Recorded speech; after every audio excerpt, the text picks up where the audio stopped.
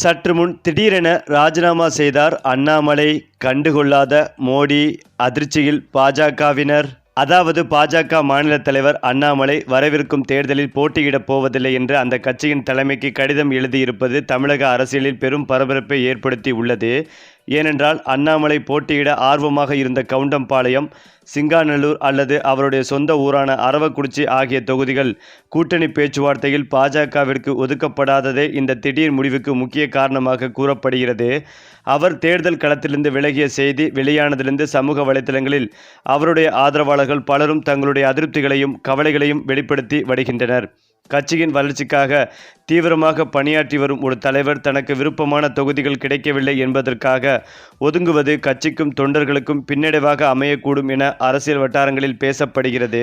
அந்த வகையில் தமிழக அரசியல் களம் தற்போது 2026 சட்டமன்ற தேர்தல் அறிவிப்பால் அனல் பறக்க தொடங்கியுள்ளது. ஏப்ரல் 23ஆம் தேதி வாக்குப்பதிவு நடைபெற உள்ள நிலையில் அதிமுக, பாஜக இடையிலான தொகுதி பங்கீடு ஒரு முக்கிய திருப்பத்தை ஏற்படுத்தி உள்ளது. மேலும் கடந்த காலங்களில் அதிமுகவையும் அதன் தலைமையையும் அண்ணாமலை கடுமையாக விமர்சித்து வந்த நிலையில் தற்போது கூட்டணி பேச்சுவார்த்தையில் எடப்பாடி பழனிசாமி தன்னுடைய பிடியை இறுக்கியுள்ளார். அண்ணாமலையை மாநில தலைவர் பதவியிலிருந்து மாற்ற வேண்டும் என்ற நிபந்தனையுடன் தொடங்கிய அதிமுகவின் வியூகம் தற்போது நயினார் நாகேந்திரன் தலைவரானது வரை வந்து நின்றது அண்ணாமலையின் அரசியல் செல்வாக்கை கூட்டணிக்குள் கேள்விக்குறியாக்கி உள்ளது. குறிப்பாக அண்ணாமலைக்கு செல்வாக்கு இருப்பதாக கருதப்படும் கோவை மற்றும் அவருடைய சொந்த ஊரான கரூர் மாவட்டங்களில் பாஜகவிற்கு தேவையான தொகுதிகளை ஒதுக்க அதிமுக மறுத்துவிட்டது. கோவையில் சிட்டிங் எம்எல்ஏ வானதி சீனிவாசனுக்காக ஒரே ஒரு தொகுதியை மட்டும் ஒதுக்கியுள்ள எடப்பாடி பழனிசாமி அண்ணாமலை விரும்பிய இதர தொகுதிகளை தர மறுத்து அவருக்கு செக் வைத்துள்ளார். இதனால்தான் போட்டியிட விரும்பிய தொகுதிகள் கிடைக்காத விரக்தியில் வரும் சட்டமன்ற தேர்தலில் தான் போட்டியிடப் போவதில்லை என்ற அண்ணாமலை டெல்லி தலைமைக்கு கடிதம் எழுதியுள்ளதாக தகவல்கள் வெளியாகி உள்ளன. அதே போலதான் கடந்த 2024 நாடாளுமன்ற தேர்தலின் போது அதிமுக ஒரு கட்சியே இல்லை என்றும் தேர்தலுக்கு பிறகு அந்த கட்சி காணாமல் போய்விடும் என்றும் அண்ணாமலை ஆக்ரோஷமாக பேசி வந்தார். ஆனால் டெல்லி தலைமை தற்போது அதிமுகவின் தயவின்றி தேர்தலை சந்திப்பது கடினம் என உணர்ந்து இபிஎஸ்ஸுடன் சமாதானம் செய்து கொண்டது. இதுவே எடப்பாடி பழனிசாமிக்கு சாதகமாக அமைந்தது. அன்று தன்னை தனிப்பட்ட முறையில் தாக்கி பேசிய அண்ணாமலையை இன்று தேர்தல் களத்தில் போட்டியிடக்கூட முடியாத அளவிற்கு தந்திரமாக ஓரம் கட்டி தன்னுடைய அரசியல் முதிர்ச்சியை அவர் நிரூபித்துள்ளதாக அரசியல் விமர்சகர்கள் கருதியும் வருகிறார்கள். அண்ணாமலையின் தற்போதைய நிலைக்கு அவருடைய அரசியல் முதிர்ச்சியின்மை மற்றும் தேவையற்ற விமர்சனங்களே காரணம் என பாஜகவின் ஒரு தரப்பினரே முணுமுணுக்க தொடங்கி உள்ளனர். அரசியலில் நிரந்தர நண்பனும் இல்லை, எதிரியும் இல்லை என்ற தாரக மந்திரத்தை அண்ணாமலை மறந்ததன் விளைவை இப்போது அனுபவித்து வருகிறார். தன்னுடைய ஆதரவாளர்களுடன் ஆலோசனை நடத்திய பின் தேர்தலில் போட்டியிடவில்லை என அவர் அறிவித்திருந்தாலும் டெல்லி தலைமை தலையிட்டு ஏதேனும் மாற்றம் செய்யுமா அல்லது அண்ணாமலை இந்த தேர்தலில் முழுமையாக டம்மியாக்கப்படுவாரா என்பதுதான் தற்போதைய தமிழக அரசியலில் மில்லியன் டாலர் கேள்விக்குறியாகவே உள்ளது. அதிலும் முக்கியமாக கோவை வடக்கு தொகுதியை கைப்பற்றுவதில் அண்ணாமலை மற்றும் வானதி சீனிவாசன் இடையே கடும் போட்டி நிலவி வந்தது. சிட்டிங் எம்எல்ஏ வானதி ஏற்கனவே பணிகளை தொடங்கிவிட்ட நிலையில் கடந்த மக்களவைத் தேர்தல் வாக்கு எண்ணிக்கையை சுட்டிக்காட்டிய அண்ணாமலை அதே தொகுதியை கோருகிறார். இந்த அதிகார போட்டியால் பாஜக மேலிடம் திணறி வருகிறது. வளர்ந்து வரும் தொகுதிகளை விட்டுக் கொடுப்பதில் அதிருப்தியடைந்த அண்ணாமலை கட்சி தலைமையிடம் தன்னுடைய எதிர்ப்பை பதிவு செய்துள்ளார். தனக்கு விருப்பமான தொகுதி கிடைக்காத பட்சத்தில் இந்த சட்டமன்ற தேர்தலில் போட்டியிடப் போவதில்லை என்று தவிர்க்கப் போவதாகவும் அவர் மேலிடத்திற்கு தன்னுடைய கண்டனங்களையும் தெரிவித்துள்ளதாக தகவல்கள் வெளியாகி வருகின்றன.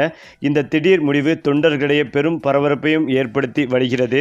இதில் முக்கியமாக அண்ணாமலை இந்த தேர்தலில் கவுண்டம்பாளையம், சிங்காநல்லூர், திருப்பூரில், பல்லடம் ஆகிய மூன்றில் ஏதாவது ஒரு தொகுதியில் அவர் போட்டியிட விரும்பியதோடு அந்தந்த தொகுதி நிர்வாகிகளுடன் ஆலோசனை நடத்துவது, களப்பணியாற்றுவது போன்ற பணிகளிலும் ஈடுபட்டு வந்துள்ளார். அதே போல திருப்பூரிலும் திருப்பூர் தெற்கு தொகுதி ஒதுக்கப்பட்டிருக்கிறது. அண்ணாமலை விரும்பிய தொகுதி ஒதுக்கப்படாததால் அவர் அதிருப்தியில் இருப்பதாக கூறப்படுகிறது. இதனால் கடும் அப்செட்டில் இருந்த அண்ணாமலை நான் இந்த தேர்தலில் போட்டியிட விரும்பவில்லை என்ற கடிதத்தை பாஜக தலைமைக்கு அனுப்பியிருப்பதாக தகவல் வெளியாகி வருகிறது. ஏனென்றால் அதிமுக கூட்டணியில் பாஜகவிற்கு ஒதுக்கிய 27 தொகுதிகளும் அவருக்கு திருப்தியாக இல்லை என்ற தகவல் கிடைத்திருக்கிறது. பியூஷ் கோயலை நேற்று முன்தினம் தனியார் நட்சத்திர விடுதியில் சந்தித்து பேசிய அண்ணாமலையிடம் பாஜகவிற்கு ஒதுக்கப்பட்டுள்ள தொகுதிகள் குறித்து தெரிவிக்கப்பட்டுள்ளது. அப்போதே அண்ணாமலை இந்த தொகுதிகள் திமுகவிற்கு சாதகமாக இருக்கக்கூடிய தொகுதிகள் என்பதையும் இழுபறியான பல தொகுதிகள் ஒதுக்கப்பட்டிருக்கின்றன என்பதையும் பியூஷ் கோயலிடம் தெரிவித்திருக்கிறார். திருவண்ணாமலை, ஆவடி, திருவாரூர், தஞ்சை உள்ளிட்ட தொகுதிகளை திமுக கோட்டை என்றே கூட சொல்லலாம். அதேபோல உதகையில் காங்கிரஸ், தளியில் கம்யூனிஸ்ட் என திமுகவின் கூட்டணி கட்சிகள் வலுவாக உள்ளன. எனவே தொகுதிகள் உடன்பாட்டில் பெரிய அளவில் அண்ணாமலைக்கு திருப்தி இல்லை என்ற தகவல் கிடைத்திருக்கிறது.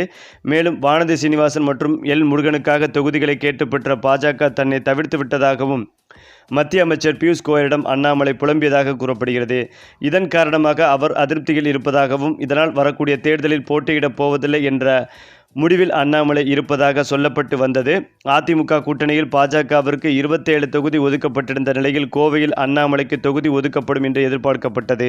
ஆனால் கோவையில் ஒரு தொகுதி மட்டுமே ஒதுக்கப்பட்டுள்ளது. கோவை வடக்கு தொகுதி ஒதுக்கப்பட்டிருக்கிறது.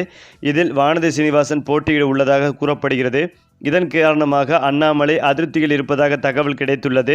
முக்கியமாக அண்ணாமலை இந்த தேர்தலில் கவுண்டம்பாளையம், சிங்காநல்லூர், திருப்பூரில் பல்லடம் ஆகிய 3இல் ஏதாவது ஒரு தொகுதியில் அவர் போட்டியிட விரும்பியதோடு அந்தந்த தொகுதி நிர்வாகிகளுடன் ஆலோசனை நடத்துவது, களப்பணியாற்றுவது போன்ற பணிகளிலும் ஈடுபட்டு விழுந்துள்ளார் என்பதும் குறிப்பிடத்தக்கது. மேலும் 2024 மக்களவைத் தேர்தல் முடிவுகளின் அடிப்படையில் பாஜக போட்டியிடும் இந்த 27 தொகுதிகளின் கள நிலவரமும் வெளியாகி வருகிறது. 2024இல் பாஜக காட்டிய மாஸ் பெர்ஃபார்மன்ஸ் அடிப்படையில் பார்த்தால் தற்போது அவர்கள் வாங்கியிருக்கும் 27 தொகுதிகளில் சில இடியாப்ப சிக்கல்கள் ஒளிந்துள்ளன. அந்த தொகுதிகள் மயிலாப்பூர், கோவை வடக்கு, மதுரை தெற்கு, நெல்லை, நாகர்கோவில், கன்னியாகுமரி, குளச்சல், விளவங்கோடு, பத்மநாபபுரம், ராமநாதபுரம், சிவகங்கை, விருதுநகர், தென்காசி, தூத்துக்குடி, ஈரோடு கிழக்கு, தருமபுரி, வேலூர், அரக்கோணம், கிருஷ்ணகிரி, ஓசூர், பொள்ளாச்சி, நீலகிரி, கரூர், பெரம்பலூர், திருப்பூர் வடக்கு, தஞ்சாவூர் மற்றும் திருச்சி நகர்ப்புறம். வைப்புத்தொகை கவலை. கடந்த முறை வாங்கிய வாக்குகளின் அடிப்படையில் பார்த்தால் பாஜக போட்டியிடும் 27இல் 5 தொகுதிகளில் அந்த கட்சி 10% குறைவான வாக்குகளை பெற்று டெபாசிட் இழந்துள்ளது. அந்த பஞ்ச பாண்டவ தொகுதிகள் பெரம்பலூர், கரூர், அரக்கோணம், சிவகங்கை மற்றும் தஞ்சாவூர். இங்கு தாமரை மலர இன்னும் கூடுதல் உரம் தேவைப்படும் போல. அடுத்ததாக 9 தொகுதிகளில் பாஜகவின் வாக்கு சதவீதம் 15% அல்லது அதற்கும் குறைவாகவே இடிந்துள்ளது. பட்டியல்: திருச்சி நகர்ப்புறம், வேலூர், ஓசூர், கிருஷ்ணகிரி, பொள்ளாச்சி, திருப்பூர் வடக்கு, ஈரோடு கிழக்கு, தருமபுரி மற்றும் விருதுநகர். அதிமுகவை பின்னுக்கு தள்ளி நாங்கள்தான் 2வது பெரிய கட்சி என பாஜக முழங்கினாலும் அவர்கள் போட்டியிடும் 11 தொகுதிகளில் அதிமுகவை விட பின்தங்கி 3ஆம் இடத்தையே பிடித்திருக்கிறார்கள். ஓசூர், கிருஷ்ணகிரி, தருமபுரி, அரக்கோணம், வேலூர், ஈரோடு கிழக்கு, பொள்ளாச்சி, கரூர், பெரம்பலூர், தஞ்சாவூர் மற்றும் சிவகங்கை. மிக முக்கியமான ட்விஸ்ட் இங்குதான் இருக்கிறது. சென்னை, கோவை, மதுரை போன்ற நகர ஏரியாக்களில் பாஜக வலுவாக இருப்பதாக சொல்லப்பட்டாலும் தொகுதி பங்கீட்டில் அவை கைகூடவில்லை. சென்னையில் மொத்தமுள்ள 18 தொகுதிகளில் 13 தொகுதிகளில் அண்ணாநகர், வேளச்சேரி, பெரம்பூர் அதிமுகவை விட பாஜக மிகப்பெரிய வாக்கு வித்தியாசத்தில் முன்னிலையில் இருந்தது. ஆனால் இப்போது பாஜக போட்டியிடுவதோ வெறும் மயிலாப்பூர் தொகுதியில் மட்டும்தான்.